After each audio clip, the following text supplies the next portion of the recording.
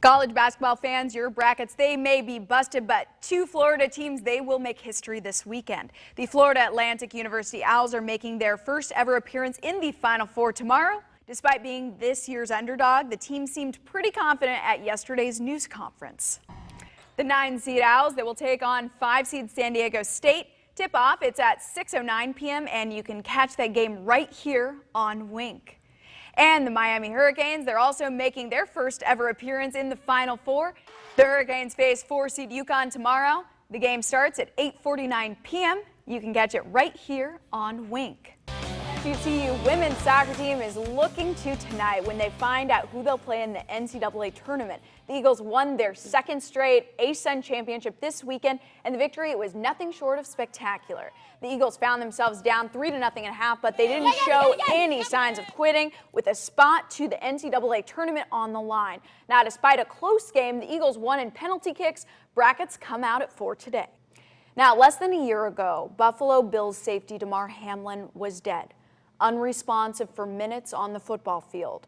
Now he's back making a full recovery. Hamlin announced on social media he had dinner on Saturday with 10 members of the team who resuscitated him on the field. He made a huge announcement, giving them a scholarship program called the Cincinnati Heroes Scholarship. Hamlin says each scholarship will be named after one of the medical staff members. When you step into a UFC octagon, you are in it to win it. You are here for the glory. But today, 19-year UFC veteran Clay Guida and the UFC, they're fighting for something more. They're fighting for Florida. And hopefully he does find somebody who can step up and help.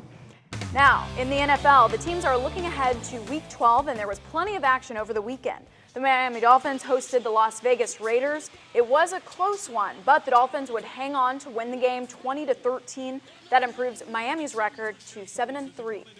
Jacksonville hosted the Tennessee Titans. The Jaguars would go on to blow out the Titans with a final score of 34-14. They also improved their record to 7-3. And lastly, the Bucs traveled to San Francisco, where they took on the 49ers. The Buccaneers would fall short, losing 27-14. Tampa Bay now sits at 4-6.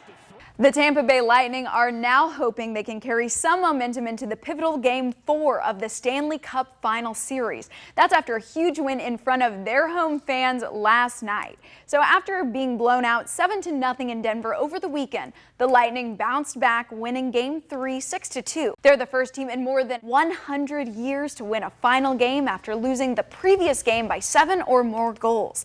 The defending Stanley Cup champs will now try to even the series Wednesday night. When you step into a UFC octagon, you are in it to win it. You are here for the glory. But today, 19-year UFC veteran Clay Guida and the UFC, they're fighting for something more. They're fighting for Florida.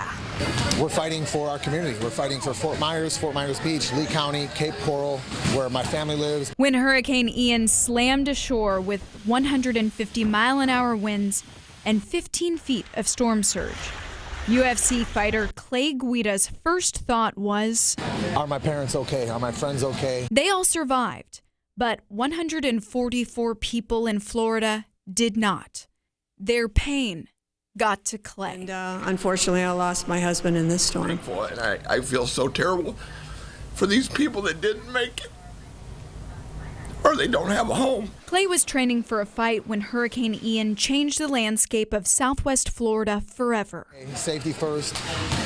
Obviously, things can be repaired, houses, belongings. Nearly $100 billion in damages and more than 5,000 homes destroyed in Lee County. Once I heard my parents' voice, and I knew everything was going to be all right. The built-to-last fighter, aptly nicknamed the Carpenter, immediately knew he had to do something.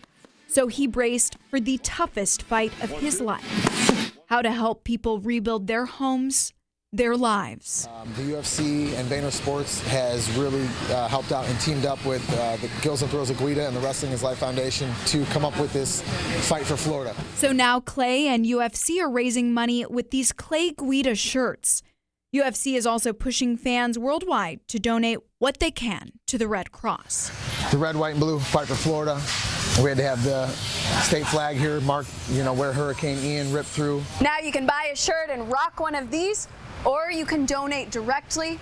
All that money goes to the families hit the hardest in Southwest Florida. Belinda Post, Wink News.